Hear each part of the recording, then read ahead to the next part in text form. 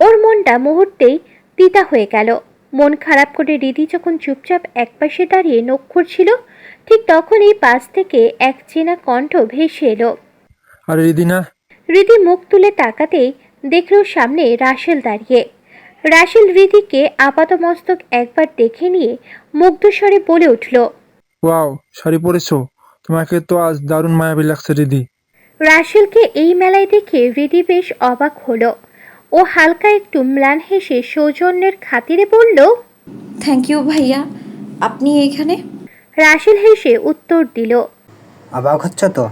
আসলে প্রতিবারেই আমি এই মেলায় আসি, কিন্তু এবার এসে সে হুট করে তোমার দেখা পেয়ে যাব সেটা ভাবতেও পারিনি। তা তুমি মেলায় না ঘুরে মরা মানুষের মতো এখানে একলা দাঁড়িয়ে আছো কেন? বাকিরা কই? মিহি পাখি ওরা সব কোথায়? রিদি এক মুহূর্তের জন্য শুভ্রের দেওয়া সেই রক্তচক্ষু আর হাড়গোড় গুঁড়ো করার হুমকির কথা ভাবল। তারপর মুখটা আবারও ভার করে নিচু স্বরে বলল, ওরা যে কোন দিকে ঘুরতে গেছে আমি নিজেও জানি না। রাসেল বেশ উৎসাহী গলায় বলল, ও আচ্ছা, একলা দাঁড়িয়ে থেকে লাভ নেই, চলো আমি তোমাকে পুরো মেলাটা ঘুরিয়ে দেখাচ্ছি। রিদি আটকে উঠে সাথে সাথে আমতামতা করে বলল, না না ভাই, আমি ঠিক আছি, আমার ঘুরতে হবে না, আমি এখানেই থাকি। কিন্তু রাসেল যেন সোনার মতো ছেলেই না। সে রিদির কোনো ওজোর আপত্তি বা দ্বিধার তোয়াক্কা না করে ওর হাতটা খপ করে ধরে ফেলল। হাতের শক্ত মুঠোয় রিদিকে এক প্রকার হাঁচকা টান দিয়ে বলল, আরে চলো তো, মেলায় এসে এভাবে মূর্তির মতো দাঁড়িয়ে থাকতে আসে নাকি? রিদি এবার সত্যি ঘাবড়ে গেল। শুভ্রের সেই রক্তচক্ষু আর পা গুঁড়ো করে দেওয়ার হুমকিটা ওর চোখের সামনে সিনেমার মতো ভাসছে। ও ছটফট করে হাত ছাড়ানোর চেষ্টা করতে করতে বলল, না না ভাই, আমি যাব না, হাত ছাড়েন প্লিজ, আমাকে কোথাও যেতে দিবে না। রাসেল এবার মোক্ষম চাল চালল। সে সরাসরি রাবেয়া এহসানের দিকে তাকিয়ে বেশ বিনয়ের সাথে বলল, খালা, রিদি তো এখানে একলা মন খারাপ করে দাঁড়িয়ে আছে, আমি ওকে একটু মেলাটা ঘুরিয়ে নিয়ে আসি। বেশিক্ষণ লাগবে না, কথা দিচ্ছি একটু পরেই ফেরত দিয়ে যাব। রাবেয়া এহসান তখন হাড়ি পাতিলের দরদামে মগ্ন। তিনি রাসেলের দিকে একবার তাকিয়ে আশ্বস্ত হয়ে বললেন, আচ্ছা বাবা, নিয়ে যা, তবে সাবধানে। মেলায় যা বখাটে ছেলেদের ভিড়, দেখিস আবার কোনো অঘটন না ঘটে।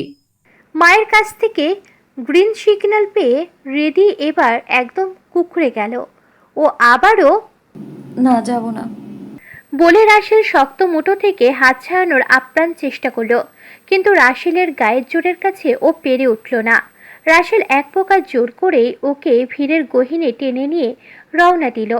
রিদি শুধু মনে মনে দোয়া পড়তে লাগলো, শুভ্র যেন এই দৃশ্য কোনোভাবে দেখে না ফেলে। দেখলেই মেলায় আজ হুলুস তুলুস কাণ্ড ঘটে যাবে।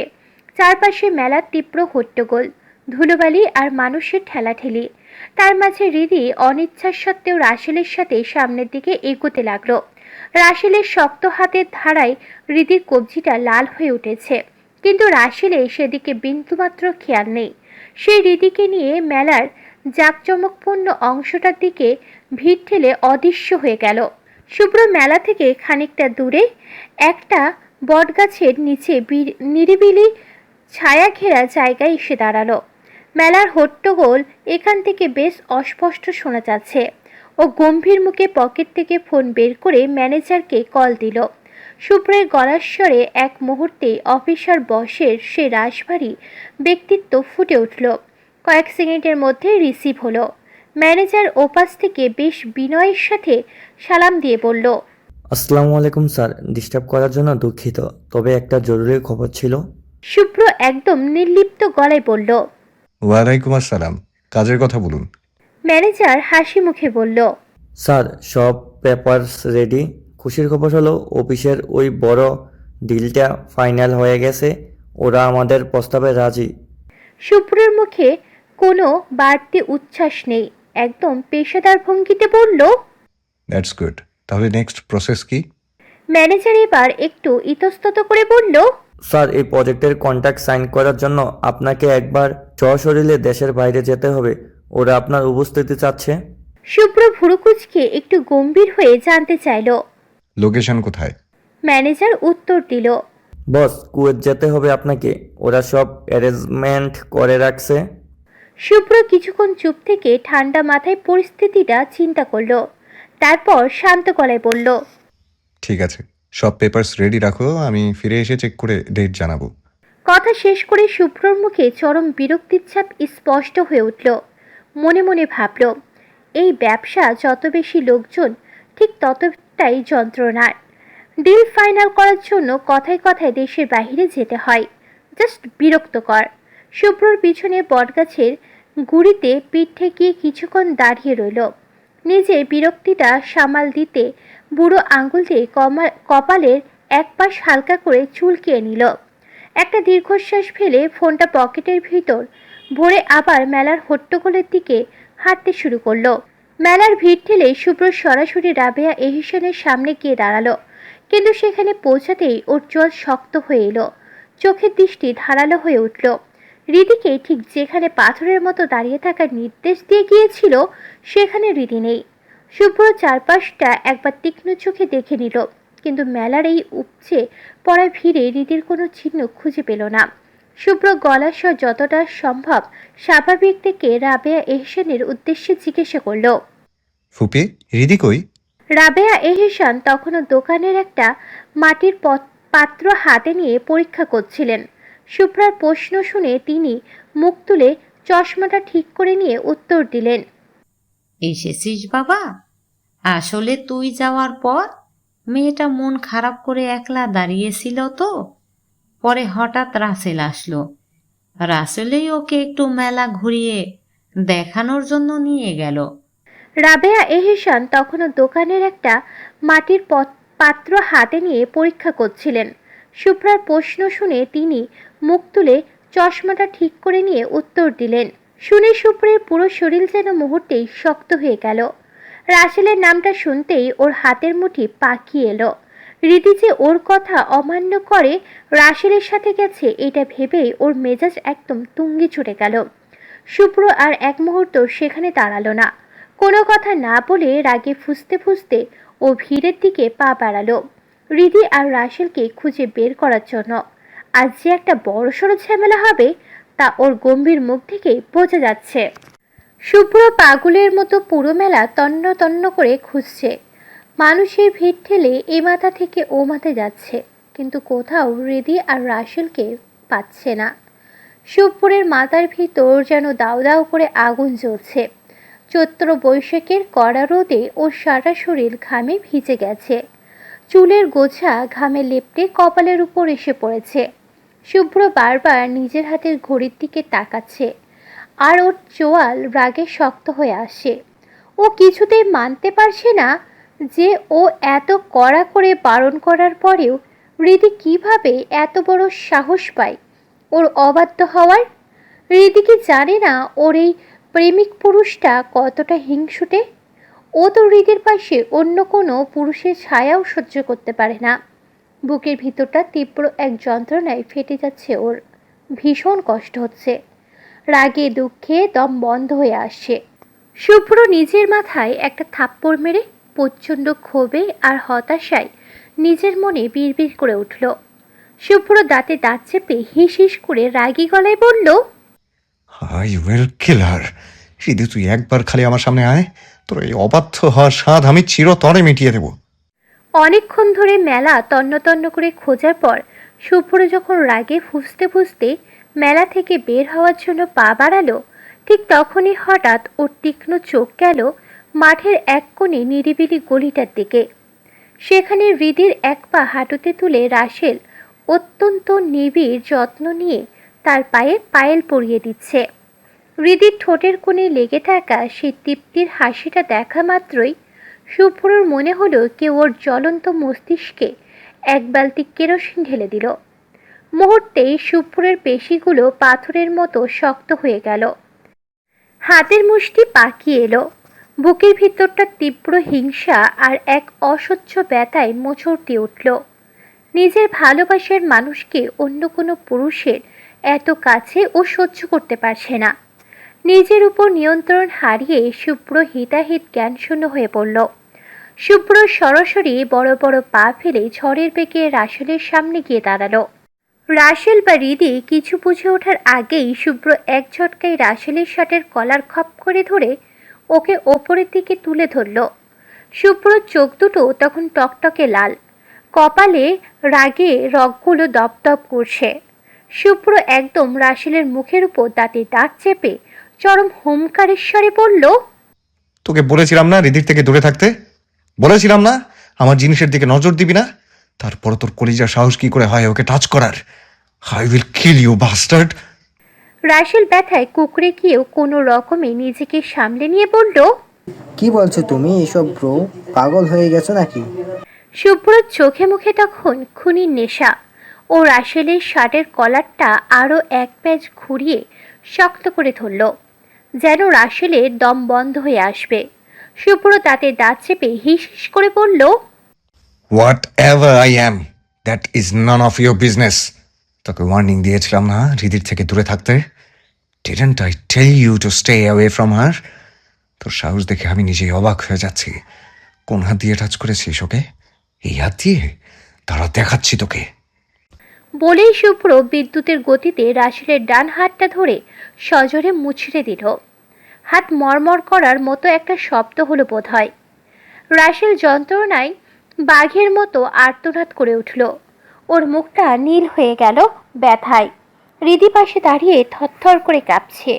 ও ভয়ে অস্পষ্ট স্বরে বলল, ভাইয়া এইসব কি করছেন? পাগল হয়ে গেছেন? প্লিজ ছেড়ে দিন। শুভ্রর কানে তখন কোনো কথা ঢুকছে না। ওর মাথায় তখন একটাই চিন্তা, হৃদিকে কেন ও ছুঁল। এদিকে রাসেলও আর সহ্য করতে পারল না। অপমানে আর ব্যথায় ওর ধৈর্যের বাঁধ ভেঙে গেল।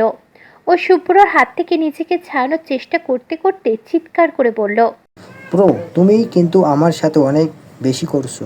বড় ভাই বলে রেসপেক্ট করি দেখে সব সময় তোমাকে ছাড়ে দিব না। শুভ্র মুহূর্তের মধ্যেই ওর হাত ছেড়ে দিল। ওর ঠোঁটের কোণে এক চিলতে তাচ্ছিলের হাসি ফুটে উঠল, যা রাসেলের কথা বলার সাহসের চেয়েও বেশি ভয়ানক। শুভ্র ওর একদম নাকের কাছে মুখ নিয়ে স্থির চোখে তাকিয়ে বলল, oh really? What will you do? মারবি আমায়? Do you think you can touch me? Rasel তখন অপমানে দিশেহারা। ও নিজের শার্টের কলারটা ঠিক করতে করতে গলার রগ ফুলিয়ে বলল, শুভ্রর হাত যেন কথা বলার আগেই চলতে শুরু করেছে। রাসেলের কথা শেষ হওয়ার আগেই শুভ্র সজোরে ওর গালে একটা থাপ্পড় বসিয়ে দিল। মেলার সেই হইচইয়ের মাঝেও থাপ্পড়ের শব্দটা বেশ জোরালো শোনালো। শুভ্র তাচ্ছিল্যের স্বরে হুঙ্কার দিয়ে উঠল, I just slapped you. Now what? মারবি আমায়? মার। Show me your guts. Rasel এবার অপমানে আর রাগে হিতাহিত জ্ঞান হারিয়ে ফেলল। শুভ্র চোখে মুখে তখন পৈশাচিক আনন্দ। ও নিজের কলারটা একটু আলগা করে দিয়ে বলল, Yes, I am doing too much. So what? Come on, hit me. Rasel এবার আর নিজেকে ধরে রাখতে পারল না। ও পুরো শক্তি দিয়ে শুভ্রের উপর ঝাঁপিয়ে পড়ল। কিন্তু শুভ্র তো আগে থেকেই তৈরি ছিল। রাসেলের এলোপাতাড়ি ঘিলুহীন আক্রমণ শুভ্রকে খুব একটা কাবু করতে পারল না। বরং শুভ্র দক্ষ হাতে রাসেলের প্রতিটা আঘাত এড়িয়ে গিয়ে পাল্টা মার দিতে শুরু করলো। শুভ্র অনেকটাই ঘুষি যেন হাতুড়ির মতো রাসেলের গায়ে গিয়ে পড়ছে। রাসেলের মার দেওয়ার সুযোগই পাচ্ছে না। উল্টো শুভ্র ঝড়ের গতির মারে নিচেও পিষ্ট হতে শুরু করলো। হৃদি এই ভয়ানক দৃশ্য দেখে আতঙ্কে নীল হয়ে গেছে। ও দু হাতে নিজের মাথা চেপে ধরে চিৎকার করে উঠল, ভাই stop, please stop, stop it. Rasel ভাইকে ছাড়েন, ও মরে যাবে তো। কেউ থামান ওদের। কিন্তু শুভ্র তখন হিতাহিত জ্ঞান শূন্য। ওর কানে হৃদির আর্তনাদ পৌঁছাচ্ছে না। ও রাসেলকে মাটির সাথে মিশিয়ে দিয়ে একের পর এক ঘুষি মারতে লাগলো। কয়েক মুহূর্তের মধ্যেই রাসেলের নাক আর মুখ ফেটে রক্ত বের হতে শুরু করলো। ধস্তাধস্তির এক পর্যায়ে শুভ্র নিজের ঠোঁটেও কেটে রক্ত ঝরছে, কিন্তু সেদিকে ওর বিন্দুমাত্র খেয়াল নেই। মেলার সেই চাঞ্চল পরিবেশে নিমিষেই থমকে গেল। এক বিশাল ভিড় জমে গেছে চারপাশে, কিন্তু কেউ এগিয়ে আসার সাহস পাচ্ছে না। শুভ্রের সেই চণ্ডাল রূপ দেখে সবাই ভয়ে পিছিয়ে যাচ্ছে। কেউ কেউ মোবাইলে ভিডিও করছে, কেউ দূর থেকে ফিসফাস করছে, কিন্তু শুভ্রের ওই খুনি চাহনি দেখে কেউ থামানোর কথা চিন্তাও করছে না। রাসেল তখন রক্তাক্ত অবস্থায় মাটিতে লুটিয়ে পড়েছে। নিঃশ্বাস নিতেও ওর কষ্ট হচ্ছে। মেলার ধুলোয় ও শরীর মাখামাখি। এই বিভৎস দৃশ্য দেখে রিদি আর চুপ থাকতে পারল না। ও আতঙ্কে আর রাগে শুভ্রর সামনে গিয়ে দাঁড়িয়ে চিৎকার করে বলল, শুভ্র ভাইয়া, আপনি কিন্তু এবার অনেক বেশি করে ফেলছেন। এটা কোন ধরনের আচরণ? একটা মানুষকে এভাবে পশুর মতো মারতে আপনার একটু বাধলো না? শুভ্রর কপাল বেয়ে ঘাম ঝরছে। এলোমেলো চুলের গোছা চোখের উপর এসে পড়েছে। হৃদির মুখে রাসেলের জন্য আকুতি শুনে ওর ভিতরে হিংসুটে সত্তাটা যেন আরও দ্বিগুণ জেগে উঠেছে। ও বন্য পশুর মতো হিংস্র চোখে হৃদির দিকে তাকালো। শুভ্র নজর পড়ল হৃদির পায়ের দিকে, যেখানে রাসেলের পরিয়ে দেওয়া সেই রূপলি পায়েরটা এখনো চকচক করছে। শুভ্র এক লাফে হৃদির সামনে গিয়ে ওর দুই গাল সজোরে চেপে ধরল। ওর আঙ্গুলের চাপে হৃদির নরম ফর্সা গাল মুহূর্তেই লাল হয়ে গেল। শুভ্র একদম হৃদির চোখের উপর চোখ রেখে হিসিয়ে বলল, কেন কষ্ট হচ্ছে রাসেলের জন্য? Is it hurting you so much? Hridi গালের ব্যথায় কুকড়ে উঠে চোখ বন্ধ করে ফেলল। ও কাপা গলায় উত্তর দিল, একটা মানুষকে এভাবে অকারণে মারলে কার খারাপ না লাগে? আপনি কি সত্যি পাগল হয়ে গেছেন? কেন মারলেন রাসেল ভাইকে এভাবে? কি করেছেন উনি? শুভ্র হৃদির গাল আরো জোরে চেপে ধরে ও চেহারার একদম কাছে মুখ নিয়ে এলো। ও তপ্ত নিঃশ্বাস হৃদির মুখে আছড়ে পড়ছে। শুভ্র চিৎকার করে বলল, Oh, really? So you are feeling his pain. পরপুরুষের জন্য খুব মায়া হচ্ছে তোর, তাই না? একটু আগে তো দেখলাম খুব যত্ন করে পায়েল পরিয়ে দিচ্ছিল। তো পরপুরুষের ছোঁয়া আর তার দেয়া গিফট নিতে খুব ভালো লাগে, তাই না? শুভ্রের এই কথাটা হৃদির একদম নারীত্বের সম্মানে গিয়ে লাগলো। পরপুরুষের ছোঁয়া নিয়ে ওর চরিত্র নিয়ে এমন কদর্য কথা শুভ্রর মুখে শুনবে সেটাও কল্পনাও করেনি। হৃদি নিজেও জানল না ঠিক কী করে ফেলল।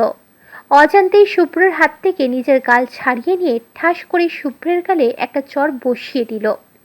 সেই একটা থাপ্পড়ে যেন পুরো পৃথিবী, আকাশ বাতাস আর নদী নালা সব কিছুতে এক মুহূর্তের জন্য প্রলয়ঙ্কারী তুফান শুরু হয়ে গেল। মেলার সেই শোরগোল মুহূর্তে এক বিভৎস নিস্তব্ধতায় রূপ নিল। হৃদি কী করে ফেলেছে সেটা বুঝতে পেরে মুহূর্তেই হাত নামিয়ে ফেলল। ও ভয়ে কাঁপতে কাঁপতে তোতলানো সুরে বলল, শুভ্র ভাই, আমি জানি না কি করলাম। বিশ্বাস করুন, আমি... শুভ্র নিজেও একদম পাথরের মতো স্থির হয়ে দাঁড়িয়ে আছে। বড় হওয়ার পর আজ পর্যন্ত তার বাবাও কোনো ভুলের জন্য তার গায়ে হাত তোলেনি। আর হৃদি কিনা এই ভরা মেলায় সবার সামনে তার গায়ে হাত তুলল। তাও কেন? কারণ শুভ্র তাকে পরপুরুষের থেকে দূরে থাকতে বলেছে বলে। শুভ্রের মাথায় তখন একটাই চিন্তা ঘুরপাক খাচ্ছে, সে কেন এমন করে? সে তো শুধু সহ্য করতে পারে না হৃদির পাশে অন্য কোনো ছেলেকে। হৃদি কেন ওর এই পাগলামিটা বোঝে না? কেন ওকে বোঝার চেষ্টা করে না? এসব ভাবতেই শুভ্রের ভিতরের দহনটা যেন সহ্যের সীমা ছাড়িয়ে গেল। অপমানে আর রাগে অন্ধ হয়ে শুভ্র হাত তুলল হৃদির গালে থাপ্পড় মারার জন্য। হৃদি ভয়ে কুকড়ে গিয়ে সাথে সাথে চোখ দুটো শক্ত করে বন্ধ করে ফেলল। ও ভাবল আজ বুঝি ও শেষ রক্ষা নেই। কিন্তু না, শুভ্রের হাতটা হৃদির গালের ঠিক ইঞ্চিখানেক দূরে এসে মাঝপথে থেমে গেল। শুভ্র পারল না। নিজের ভালোবাসার গায়ে এবার আঘাত করার শক্তি ওর হলো না। তবে ও হাতটা সরিয়েও নিল না, বরং হৃদির নরম গালটার হাতের মুঠোয় শক্ত করে চেপে ধরল। ব্যথায় হৃদির মুখটা কুঁচকে গেল। শুভ্র একদম হৃদির মুখের উপর ঝুঁকে পড়ে দাঁতে দাঁত চেপে চরম আক্ষেপে বলল, I couldn't hit you. I don't know how, but today my heart didn't let me hurt you. It stopped me from hurting you. কথাটা বলে শুভ্র হৃদিকে সজোরে একটা ধাক্কা মারল। নিজের ঠোঁটের কোণে জমাট বাঁধা রক্তটুকু হাতের উল্টো পিঠে মুছতে মুছতে ও মেলা আর মানুষের ভিড় ঠেলে ঝড়ের বেগে সেখান থেকে বের হয়ে গেল। শুভ্র সে চলে যাওয়া পথের দিকে তাকিয়ে ভিড়ের মানুষগুলো একে একে সরতে শুরু করলো।